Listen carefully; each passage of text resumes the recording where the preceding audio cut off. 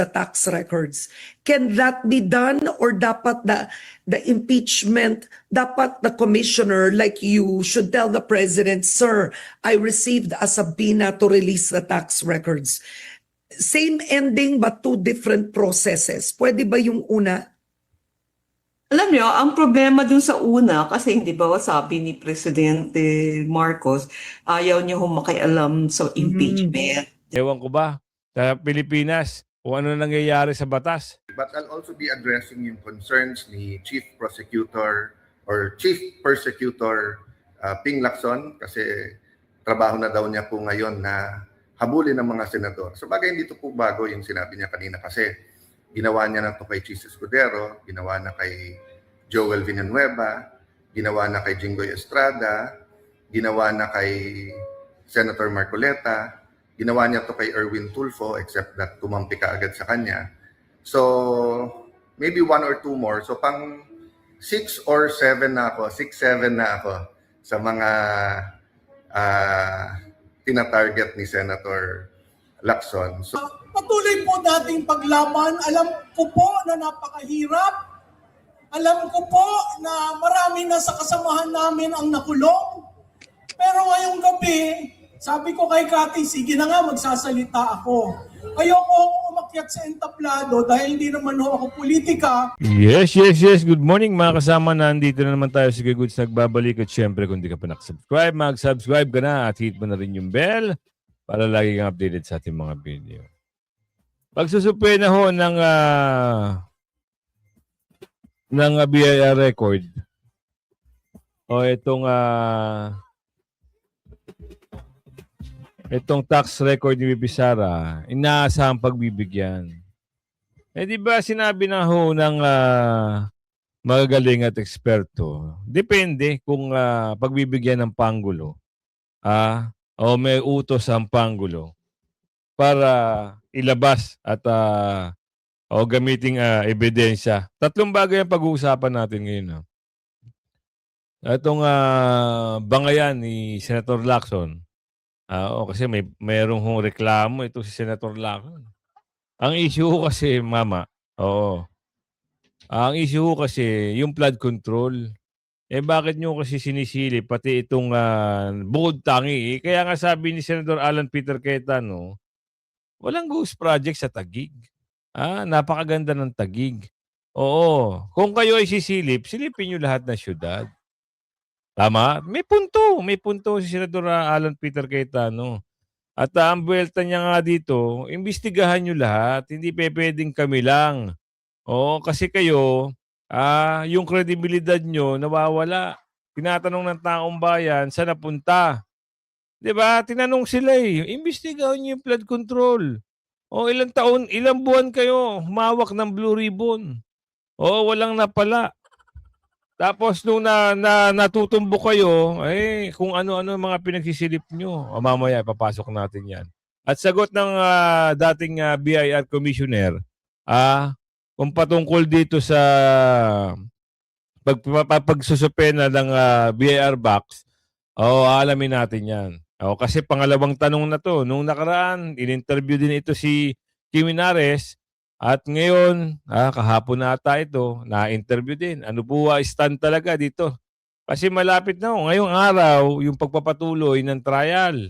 Yung article 2 ata, kung di ako nagkakamali, yung ill-gotten wealth ni BP Sara daw ang iimbestigahan. Totoo ba? At bukas ang paghaharap ni Director at ang mga senador. Ano ba ang papel ng Director para maging witness? Kailangan sagutin niya yan. Diba? Yung kanyang nalalaman. Hindi ko alam kung ano yung personal knowledge. Kayo ba? May alam kayo na may personal knowledge? At ito pa pag-uusapan natin yung pagbabatikos. Pagbabatikos dito nga yun nasabi ko na. At ano pa ba? Yun lang ang maiinit na balita ngayon. At saka yung rally kagabi sa Liwasang Bonifacio. Simulan na natin dito. yung pagsusupena at mamaya sasagutin niya na, pero bago tayo rumekta dyan po yung join button, pumindot ka na at sa dulo ng ating video. Siyempre, yung shoutout segment natin. Hindi tayo matatapos hanggat hindi tayo nakapag-shoutout. Eto na. Malakas ang batayan sa hiling ng House Prosecution Team na ipasapina ang tax at bank records ni Vice President Sara Duterte at asawang si Attorney Manasseh Carpio. Sa gitna yan ang napipintong pagpapatuloy ng pagdinig ng Senate Impeachment Court sa legal arguments kaugnay ng issue ngayong araw ng Lunes, July 20. Ayon kay legal spokesperson at isa sa Council ng Prosecutors ng House of Representatives na si Attorney Benjamin Tolosa Jr., naniniwala silang mapagbibigyan ng request dahil malakas ang kanilang basehan. Gate pa nito, exception ang impeachment sa bank secrecy laws. Mahalagaan niya ang ulat upang mabigyang daan ng Senate Impeachment Court at publiko na maikumpara ang actual financial transactions ni VP Duterte sa assets na idineklara nito sa kanyang Statements of Assets, Liabilities and Net Worth o SALNs. Samantala, naninindigan naman si House Prosecution Panel Member at Bicol Zero Party List Representative Terry Ridon hindi fishing expedition ng request for subpoena. Nako. Di sana binuksan nyo yan sa camera noon. Di ba? Alam niyo naman bawal tapos binalik ngayon ninyo. Dahil alam niyo na meron kayong pananagutan kung sakali hong ilabas sa publiko. Binalik nyo. Ngayon, ito ang tanong. Bakit ngayon ipapasubpena nyo? Nilabas nyo naman pala noon at inilipat-lipat nyo pa, which is bawal na rin mo yun. Bawal yun. Yung ginawa na yun. Oo, kaya ang sagot dyan ni dating Commissioner Inares, ipapaalam muna yan kung sasang-ayunan. Pero alam naman natin.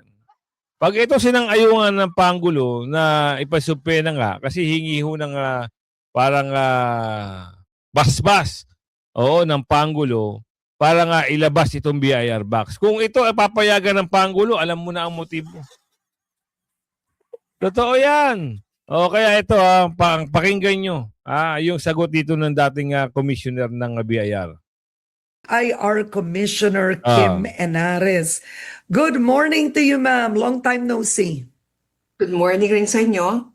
Alright. Maganda pag-usapan po natin kasi unang-una, alam nyo ang kasaysayan doon sa corona case at number 2 ay kayo ay dating pinuno mismo ng BIR.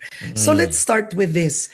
In an impeachment trial, regardless of who is sitting, who is being impeached, who is being tried, ano ang nakasaad sa batas pagdating sa pag-release ng tax records ng isang impeachable official at ano ang dahilan kung bakit nung panahon ni Renato Corona na-release po ito? Okay, yung batas ho, the National Internal Revenue Code, sinasaad ho sa Section 71, there's only 3 instances kung kung pwedeng i-release ang information. No? First, dahil may kumuha ka ng authority sa presidente at binigyan ka ng permiso ng presidente. Pangalawa ho, di ba dati naglalabas kami ng top taxpayer, yun, kaya ho, nilalabas yung information na yun. O yung pangatlo, kung dahil ho dun sa exchange of information, no? So, kung yari, may ibang bansa susulat ho sa atin, hinihingi ho yung mga informasyon tungkol sa mamamayan nila. So, yun, pwede ho natin ibigay yan. So, doon lang ho long instances na yan, no. At ito ho rule sa lahat ng klase na request, no. Noong time ni impeachment ni Chief Justice Corona, may subpoena ho sa akin na maglabas ho ng income tax return ni Justice Corona, the wife, the children, and the son-in-law. We were able to release it kasi humingi ako ng authority mula sa presidente. At that time ho, ang presidente, si President Noynoy Aquino. Oo. Sino po ang humingi noon? Para lang to for historical purposes, no? Sino ang nag-request noon kay Pangulong Noynoy Aquino na release the tax records kaya kayo nagkaroon ng sabina? Hindi. I think ang How does it, tell us, kasi nakaka-interesting ngayon, na hirap ang prosecution, umabot pa to doon sa trial mismo. Alright, ano yung naging proseso nun? I think ang prosecution ho ang nag-request sa Senado na mag-issue ng subpoena. So ang Senado at that time, Senate President ho si Enrile, sinupina ho ako na mag-appear ho sa impeachment proceeding na dalhin ko ho itong mga income tax return na ito. At dahil may ganong supina, ako naman ho ang nag-request sa Malacanang kay Presidente na may ganitong supina, humingi ako ng authority na pwede ko bang dalhin yung income tax return at i-release sa kanila. Yun ho. So, ang Malacanang naman, ang Presidente, through the Executive Secretary, nagbigay ho ng authority sa akin na mag-release ng income tax return. Bo. Kasi sa batas, ang may authority mag-request ay yung Commissioner ng Internal Revenue. Oo. So, with what you are seeing now, is the prosecution doing it in a strategic manner? So what they're doing now is they're giving their arguments in the impeachment trial in court. And on Monday, the Senate judges will decide. If hypothetically, ma'am, kunyari nag-decide ang impeachment court, no, we vote not to open the tax records, fine, that's clear. Eh, let's say nagkaroon ng botohan. We vote to open the tax records, to subpoena them, dalhin dito. Ma'am, would that be enough under the law? Kasi ang ginagamit na dahilan ng ilan is the Senate impeachment court has the sole power and authority to make its own rules. Does that supersede the existing laws on tax release pagdating sa income tax, sa tax records? No, it does not supersede. The BIR commissioner still have to get the authority. Ngayon, kung hindi niya makuha yung authority, pupunta ho siya sa Senado, sasabihin niya, hindi ako makaka-release kasi hindi ako binibigyan ng authority ng presidente. Now, ang tanong ko kasi sa prosecution, ma'am, why doesn't President Marcos Jr. himself just order right now the BIR? And these are just questions of ano lang po ito, process, understanding how it should be done. Tinatanong ko kasi bakit di nyo na lang i-request the prosecution, request the president para tapos na to. Please order the BIR to release the tax records. Can that be done, or dapat the impeachment, dapat the commissioner like you should tell the president, sir, I received a subpoena to release the tax records. Same ending but two different processes. Pwede ba yung una? Alam niyo, ang problema dun sa una, kasi hindi ba sabi ni Presidente Marcos, ayaw niya makialam sa impeachment. Diba? So, sana, yun yung pangangatawan na natin, pangahawakan natin. Eh baka mamaya niyan, pagdating ng oras, biglang lumabas, okay, pinapayagan na, o buksan na, o di, alam nyo naman yan. Diba? Sa una, ganyan ang kwento niyan. Pagdating ng paghalimbawa na, nababago yan, kagaya kay Tatay Digong. Diba? Nababago at nababago, kaya baka magulat na lang tayo, Lunes na ngayon. Mamaya, mapapag-usapan na yan. Baka mamaya, may order na nga. Hindi natin masabi. Baka, di umano. So ngayon, expect na natin na ganun. Kasi wala namang sinabing maayos yan eh. Nakukuha mo yung punto. So ngayon, kung ito nga, ma-orderan, panigurado, lalabas yung BIR box na yan. Pero kung hindi, at walang ayaw makialam, di mas maganda, fine. Wag na kayo makialam at tapusin na yan dahil lahat naman yan ay paninira lang. Kahit lumabas yung BIR box na yan, kahit hindi lumabas, isa pa rin ang punto niyan. Ang punto niyan, paninira na lang kasi nga wala ho makukuha ng 16 na boto. Yun. Wala na tayong pagtatalunan doon. Yung 16 na boto ang kailangan dyan. Kahit matapos siyang article of impeachment na yan, 1, 2, 3, 4, botohan ang mangyayari dyan. Hindi ho makukunbik si BP Sara. So, nakuha nyo na. Itong punto na to. Ngayon, pag-usapan natin, itong umiinit na usapin at patungkol ito naman dito sa nangyayaring binatikos. Senator Lacson, binatikos si Senator Alan Peter Cayetano, nararapat umano ilagay sa QC jail. O, kita nyo na. O, bakit? Pag hindi nyo kaya, ganyan ang mga banat, kailangan ilagay sa QC jail. Ibig sabihin, meron na hupla. Palagay natin dito, sabi ni Aling Ledesma, baka may plano na isunod. Ito doon sa nakakulong na mga senador. Bakit? Ano yung sisilipin dito? Kita mo, isipin nyo. Nakwento nila yung SEA Games. Wait lang, ha? Excuse me. Nakwento nila yung SEA Games.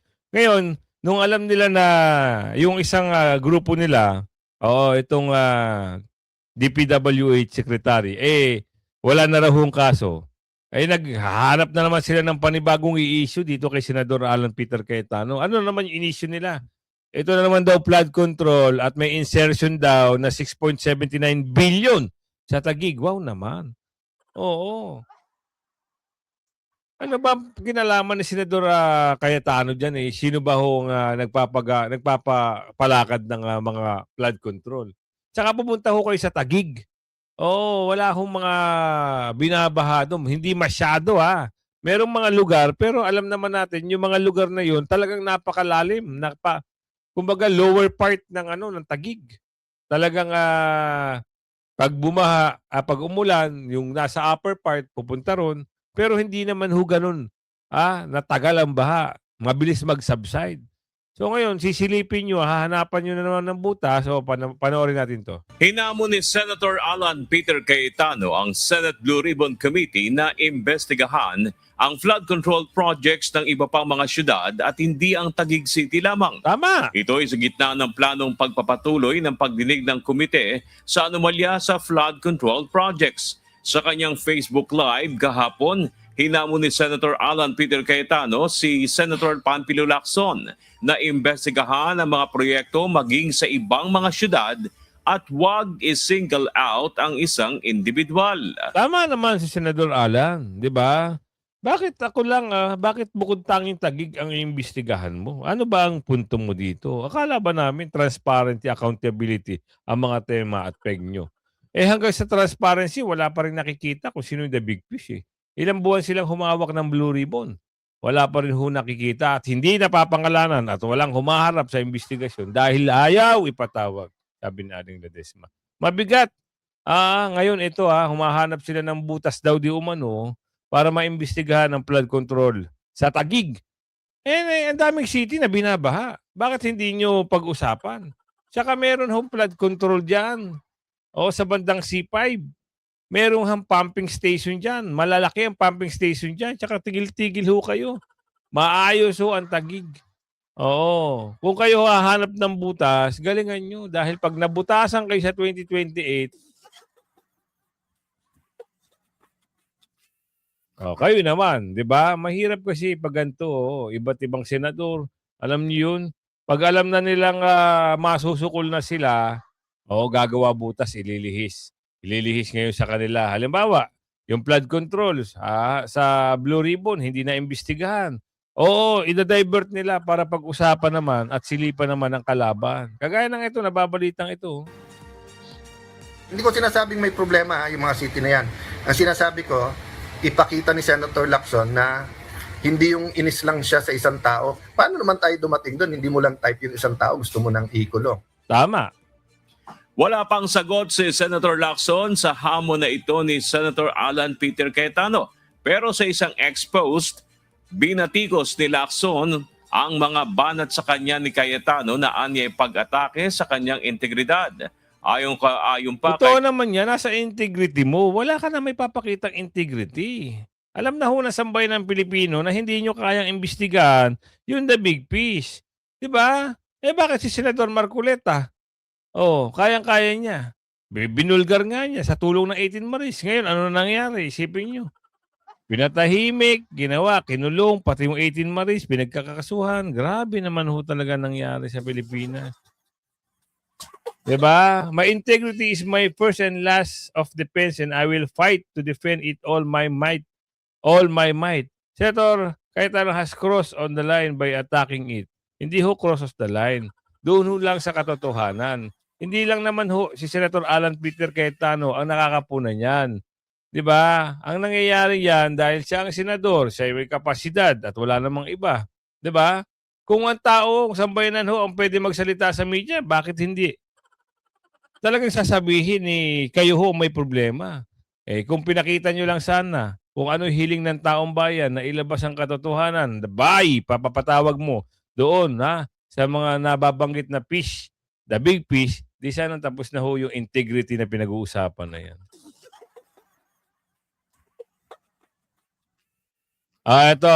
Ito ho yung sagot ni Senator Alan Peter Cayetano patungkol dito sa kasi nai-issue rin siya sa SEA Games paimbestigahan daw siya Kita niyo na. Ang issue ngayon, ang tina-target ngayon, kita niyo halata, 'di ba? Tina-target ngayon si Senator Alan Peter Cayetano. Bakit? 'Di ba? Nung una si Senador Marcoleta kasi tinik, ayun na nagawa na nila ng kwento. Plunder case. Donation naging plunder case.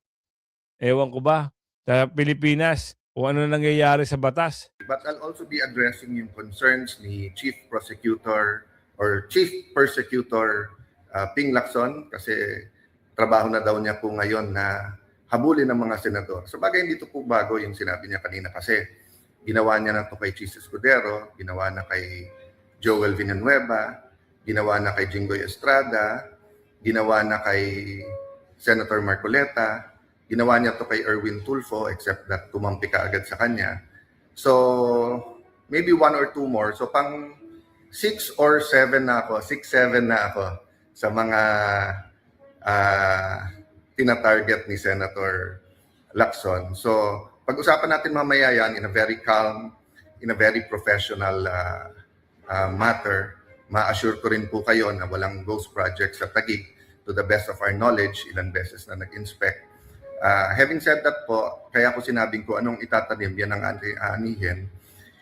Kahit anong isip ko po, hindi pwedeng manahimik sa nangyayari sa ating bansa. Tama. So, ang nangyayari po ngayon ay may mga mastermind talaga at may mga minions. So, shoot kong t-shirt today ay dedicated po sa mga minions. Alam niyo naman ang pangalan ng mga minions, di ba? Pero etong isa, ito yan.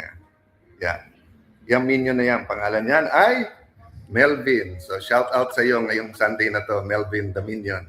Marami naman yan So, let's talk about... Ilan na pala ang tinarget nito ni Ping Ping? Ping Ping, ping, ping, ping! Ilan na? Marami na ho. Nabanggit dito sa video nito. 7 na ho si Senador Alan Peter Cayetano sa tatargetin dahil hindi ho pumapanig. So ngayon, nagawa ng paraan yung iba tinakot na makakasuhan, pinakasuhan, which is totoo nga. Dahil si Senador Marcoleta, nung una talagang balitaktakan sila nito ni Ping Ping. Pagdating ng ilang mga linggo, nakasuhan na ho. Dahil sa talino at galing ni Senador Marcoleta, siya ho ay kusang sumuko. So ngayon, hindi malabo, hindi sa hindi malabong mangyari ulit na talagang gawin kay Senator Alan Peter Cayetano kasi nga, tinik na naman ito dito sa ginagawang investigasyon. Alam nyo, lumalabas at lumulutang ang mga pangalan kung bakit ayaw nilang pag-usapan kaharap ang 18 Marines. Tinawag nga nila ito maleta gangers. Itong 18 Marines. Ayaw nila kasi lumalabas ang pangalan nila. Lalong-lalo na si Tolpok. Ayun, lumabas ang pangalan. Tapos na nakakapagtaka. Sila pa rin ang mag-iimbestiga sa Blue Ribbon. Pwede pala yun, ngayon, ito, mapunta tayo dito sa kaganapan sa rally. Nasupalpal talaga sila dito. Sa pool sila. Kay Prof. Malu Tequia. Tamaan dito. Pero ito ang katotohanan. Sa pool, kumbaga, hindi ka makakailag pag ikaw ay nasabihan ng ganito. Basta kayo. Okay lang. Maraming salamat sa pagpunta ngayon. Itong gabi ito sa pagtindig. at sa pakikisama sa nangyayari sa ating bansa. Mahalaga ho na bawat Pilipino ay tumatayo, nagsasalita dahil ang kinabukasan ho natin, hindi na ho siguro ang henerasyon ko. Pero yung mga anak at apo ninyo ay napakahalagang paglaban natin ang kanilang kinabukasan. Wala ho ito sa leader. Nasa sa atin ho dahil tayo ang nagbigay ng mandato sa lahat ng nahalal. Tama. At yung lahat na nahalal, hindi makapagsalita dahil lahat sa kanila nagbenepisyo. Yon! Umbok! Ang hindi lamang nagbebenepisyo, tayong mga Pilipino. Kaya napakalaki ho ng pasasalamat namin, lalo na ng mga organizers, na kayo ay pumunta dito, na tayo ay nagkita-kita, at tayo ay naiyain natin ang ating kalooban. Alam ba ho nyo na ang utang ng Pilipinas ay 18.5 trillion na? At ang bawat Pilipino ay may utang na 164,000. Yan ang mga buntis na hindi pa nanganganak, may utang na ang inyong anak. At ang bawat pamilyang Pilipino ay may utang na 674,750. Ang laki ho, no? Pero ang pagbabayad ng VAT, tayo rin ho yun. Tama ho? Pag tayo ay bumili, may VAT. Pag tayo ay nagbayad ng elektrisidad, may VAT. Pag tayo ay online, gusto na rin nilang ilagyan ng VAT. Okay? Ba't ganon, sabi ni Sir? Tama ho yun. Kaya kailangan ang gobyerno ay maging responsable at accountable sa taong bayan. Ngayon, sana ho, pagdating sa 2028, paghalal tayo ng bagong muka. Yung kayang ipaglaban tayo, yung hindi magnanakaw, Yan. at hindi magkukuble sa responsibilidad nila na magkaroon ng maayos na flood control dito sa ating bayan. Ang isa pa doon, Prof. Tequia, yung talagang tao na hindi masisilaw sa kwarta. Yun ang importante. Hanggat andito yung mga korupsyon, andito yung mga magnanakaw sa kaban ng bayan, maniwala kayo ang Pilipinas hindi magbabago.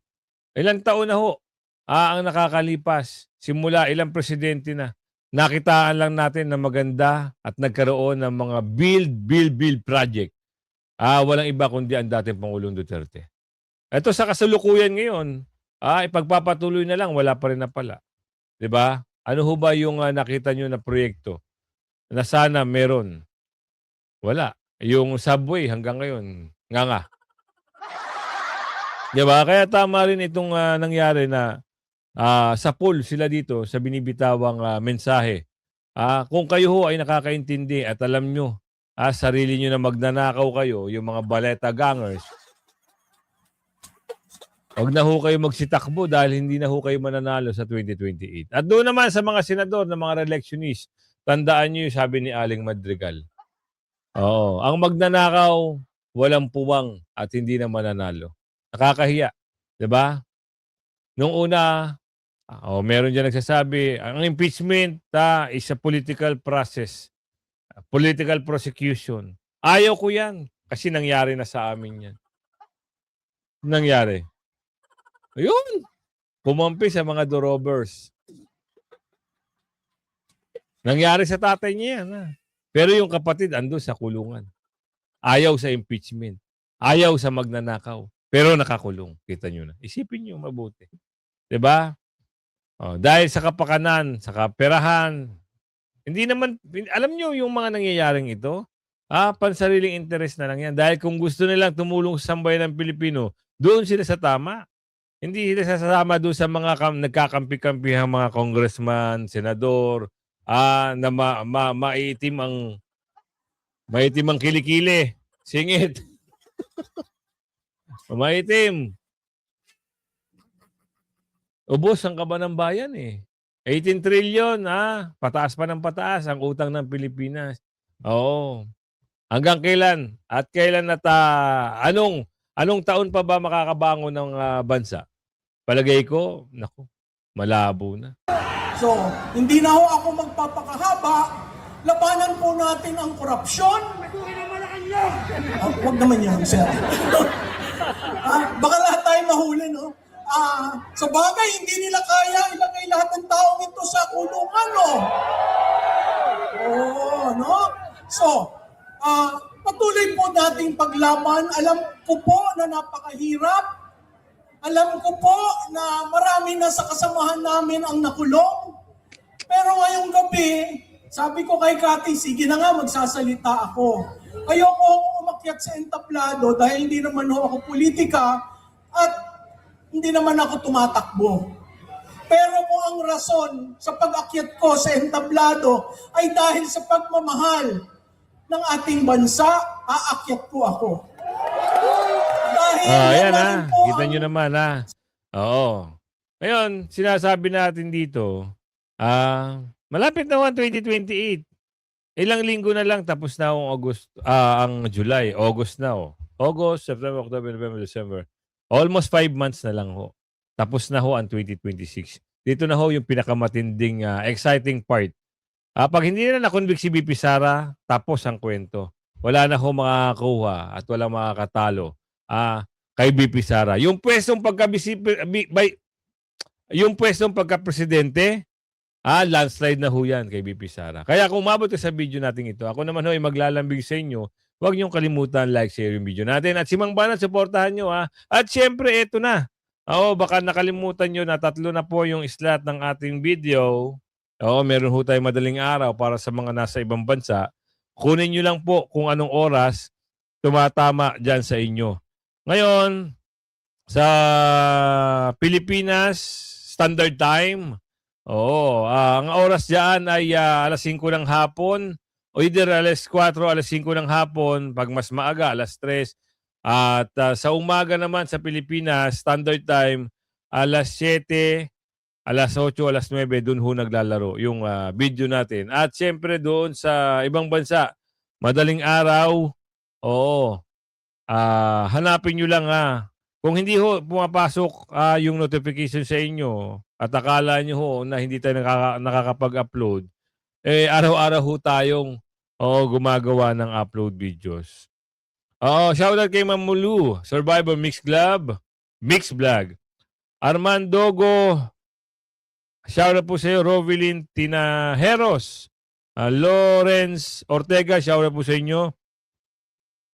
Ma'am Julia Sugiyama, shoutout po sa iyo. Lilibet San Fernando, Grace Lara, Alice Quilyao, Verhel Vendana, Vilma Katigbak, Silent Witness, shoutout po sa inyo. Ronya Bautista, Delin More, Alan, shoutout po sa inyo. Camelita Denker, Mahira Ching, shoutout po sa iyo. Vanji Alberio, Teo Fila Jose, watching from Italy, Blue Diamond, shoutout po sa iyo. Z Shan Jimmy, shoutout po sa iyo. Lilibet San Fernando again, Vilma Katigbak again, and Alice Quilyao, shoutout po sa inyo ng bonggang-bongga. At ito kay Ma'am Sara Datoon, shoutout po sa iyo. Mixer Vents TV, Glyceria, shoutout po sa inyo. Lucille Kim, shoutout po sa inyo. Japanese Character, shoutout po sa iyo. Shannon 12888, shoutout po. Ricoleta 4569, shoutout po sa inyo. Gabriel Galang, J. Morales, Random Steel, Eduardo Bacunga, Joselu Terto, shoutout po sa iyo. Hapsay Linaw, shoutout po sa iyo. Ghost Tech Stream, Oo, shout out po sa iyo, Ana Hasani. Shout out po, Neus. Aquarius G, shout out po sa iyo, Marqueso TV. Winnie Quadera. Quadera, shout out po sa iyo, Ma'am Queenie. Amber lang. Fe Baguio, shout out po sa iyo, Ma'am Romeo Gelacana. Shout out po sa iyo, Vincent Gallego. Jenny Galastic. Edward Colocado. And Sports Digital Connect. Roeletero, shout out po sa iyo. Ayan, kung umabot ka sa video natin nga, ako maglalambing nga. Huwag niyo kalimutan, like, share yung video. Tadtanan niyo ng like at comment. Hanggang sa muli, bye-bye.